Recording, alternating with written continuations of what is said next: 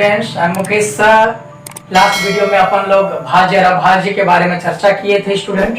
तो इस वीडियो में मैं आपको लॉस, आप लोग हिंदी मीडियम वाले हैं तो लॉस का मतलब समझते होंगे लघुत्तम समावर्त्य, और मस महत्तम समावर्तक, इसको एलसीएम एंड एचसीएफ कहा जाता है, list common multiple, highest common factor. मेरे प्यारे बच्चों, तो सबसे पहले अपन डिस्कस करते हैं लघुत्तम समावर्त्य, लिस्ट कॉमन मल्टीपल। लघुत्तम समावर्त्य, लघुत्तम समावर्त्य दैट मीन्स सबका पहाड़ा पढ़ना है, बट उसमें से सबसे जो कॉमन है और सबसे छोटा है। लघु माने होता है स्मॉल, स्मॉल छोटा, समावर्त्य माने गुणज में सबसे छोटा। कोई भी दो नंबर का अगर हम लघुत्तम समावर्त्य निकालना चाहें, जैसे 2 का और 3 का आप निकालना चाहें, 2 और 3 का आप निकालना चाहें क्या लघुत्तम समावर्त्य, तो 2 का पहाड़ा आपको आना पड़ेगा। देखिए स्टूडेंट्स, लघुत्तम समावर्त्य निकालने के लिए अर्थात एलसीएम या लॉस निकालने के लिए आपको पहाड़ा का ज्ञान होना एकदम जरूरी है, आवश्यक है। बिना पहाड़ा का लॉस और मॉस आप नहीं पढ़ सकेंगे। ये गुणनखंड का चैप्टर ही ऐसा है। तो सबसे पहले जब हम यहाँ पर हल करते हैं, हल मतलब होता है सॉल्व, तो 2 का गुणज निकालना है आपको। 2 का गुणज क्या क्या है, तो 2 दूना 2 खुद है, 2 दूना 4, 2 तिया 6, 2 चौके 8, 2 पंचे 10, 2 छक्के 12, 2 सत्ते 14, 2 अठे 16, 2 9, ये बढ़ते जाएगा। फिर 3 का गुणज, गुणज क्या हो जाएगा, 3, 3 दूनी 6, 3 एकम 3, 3 दूनी 6, 3 तिया 9, 3 चौके 12, 3 पचे 15, 3 छक 18, 3 सत्ते 21 से बढ़ते जाएगा इसका टेबल में, ये पहाड़ा में। अब देखो दोनों नंबर का जिसका भी आपको लघुत्तम समावर्त्य निकालना है उसका आपको गुणज निकालना है। ये एक आसान विधि है, मैं और भी विधि बताऊंगा आपको। इसमें दोनों में 2 कॉमन है, नहीं है, 4 है, नहीं है, 6 है इसमें, फिर 12 है, फिर कुछ नहीं मिला, आगे और मिल सकता है। तो यहाँ पर 2 मिल रहे हैं, यहाँ पर कॉमन क्या है, दोनों में जो चीज होता है उसको कॉमन बोला जाता है। दोनों में जो मैच कर रहा है, देखिए यहाँ पर 6 और 12 मैच हो रहा है। आगे अगर पढ़ा पढ़ते जाएंगे तो और भी कोई नंबर मैच हो जाएगा दोनों में।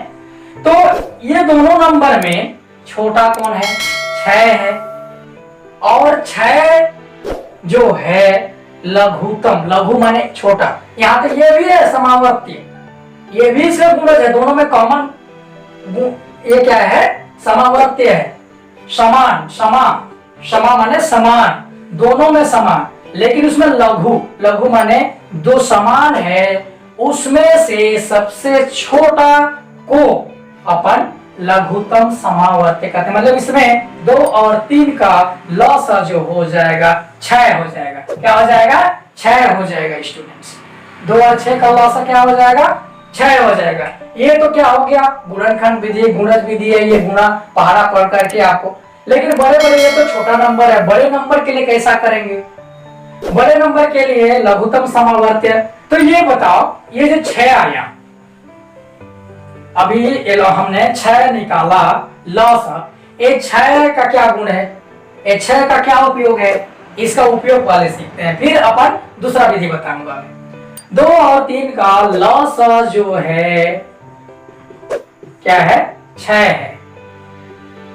तो लॉस ध्यान रखिएगा, ये बहुत इंपॉर्टेंट चीज है। इस संबंध को कभी कभी हम लोग चूक जाते हैं, नहीं जान पाते हैं। 6 को ये 2 बार लिखता हूं क्योंकि 2 नंबर का ये लॉस है, 2 और 3 का, तो 2 जो है पूरा पूरा भाग दे देगा, 3 भी पूरा पूरा, मतलब लॉस जिसका कोई भी नंबर का जो लॉस होता है उसको वही नंबर पूरा पूरा डिवाइड कर देता है। अगर डिवाइड नहीं करता तो हमारा लॉस गलत हो जाता। 2 तिया 6, 2 तिया 6, 3 दूनी 6। तो अपन ये रिलेशन आपने देखा कि लॉस कोई भी कॉमन होता है, बहुत सारे हम गुणनखंड लेते हैं और उसमें से जो छोटा कॉमन होता है, तो लसा और ये नंबर जो जिसका लसा हमने निकाला 2 और 3 का हमने लसा निकाला 6 को ये दोनों नंबर 2 भी भाग कर देता है पूरा पूरा और 3 भी भाग कर देता है। तो ये गुण है और इसका उपयोग हम लोग अपने आने वाले क्वेश्चन में अपन देखेंगे। अब मैं लसा निकालने का दूसरा तरीका भी बता दे रहा हूं। मान के चलिए बड़ा नंबर छोटा नंबर का पहाड़ा लिख करके भी निकाल सकते हैं, जैसे 12 और आपको निकालना है 16 का लसा निकालना है। क्या निकालना है? लसा। तो स्टूडेंट्स आपको हो सकता है छोटे क्लास में 12 का 16 का बड़े बड़े नंबर का पहाड़ा याद नहीं होगा, तो ये विधि आपके लिए बहुत अच्छा से काम आएगा। आप कम से कम 10 तक पहाड़ा जानना बहुत जरूरी है। इसको क्या कहते हैं? गुणनखंड विधि कहा जाता है। और गुणनखंड विधि में एक साथ लेने वाला विधि को मैं बता रहा हूँ, अलग अलग भी ये लोग लिख सकते हैं, लेकिन मैं 12 और 16 को एक साथ ले रहा हूं। अब बताओ स्टूडेंट्स कि 12 सबसे इसको क्या कहते हैं? अभाज्य गुणनखंड विधि कहा जाता है। इसको क्या कहा जाता है? अभाज्य गुणनखंड विधि। अभाज्य गुणनखंड विधि। अभाज्य गुणनखंड, अभाज्य संख्या कौन कौन सा है? आप अभी पढ़े थे अभाज्य जो खुद का पहाड़ा और एक का पहाड़ा में आता है, जो खुद से डिवाइड होता है, एक से डिवाइड होता है। एक तो ना तो भाज्य है ना है भाज्य। 2 3 5 7 11 13 ये सब अभाज्य संख्या है। तो कभी भी जब लसा निकालें तो इन संख्या से ही आपको ट्राई करना है, बाकी संख्या से नहीं करना है। तो सबसे पहले अपन 2 से प्रयास करते हैं। 2 का पहाड़ा पढ़ो 12 तक में, 2 6 12 यहाँ पर लिखेंगे 6 को 12 के नीचे, 2 8 16 तो 16 के नीचे लिखेंगे। फिर स्टूडेंट्स अगर 2 से नहीं जाएगा तब 3 से प्रयास करेंगे, 3 से भी नहीं जाएगा तो 5 से प्रयास करेंगे, और 5 से नहीं जाएगा तो 7 से पता नहीं होगा तो 11 से, और 11 से भी नहीं होता तो 13, फिर उसके बाद आएगा आपका 17 है ना, 19 23, ये बढ़ते जाएंगे अभाज्य नंबर। अब 2 से ही मैं ट्राई कर रहा हूं, 2 3 6 2 4 8। अब स्टूडेंट देखिए यहाँ पर 3 आ गया, यहाँ पर 4 आ गया। तो आपको क्या करना है? 2 के बाद हमको 3 में तब तक नहीं जाना है जब तक 2 से पॉसिबल है। तो 2 से पॉसिबल है, जो नहीं होगा उसको कॉमन उतार देना था 2। अब ये 3 भाग नहीं जा रहा है स्टूडेंट, तो इसको 3 को 3 जैसे ही आपको उतार देना है। विधि बता रहा हूं क्यों होता है, ये तो बाद में अपन डिस्कस करेंगे। और 2 दूना ये 4 होता है। अब 2 का जब तक खत्म ना 3 फिर नहीं गया, ये खत्म, 2 एकम 2।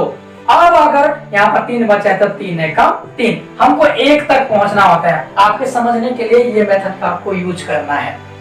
अब बताइए ये यहाँ पर ये जितना भी 2 और 3 है ये अभाज्य संख्या है, और आपको मैं उस क्लास में बताने चूक गया हूँ, हो सकता है 2 ना सबसे छोटी अभाज्य संख्या है, और साथ साथ में वो सम संख्या भी है 2।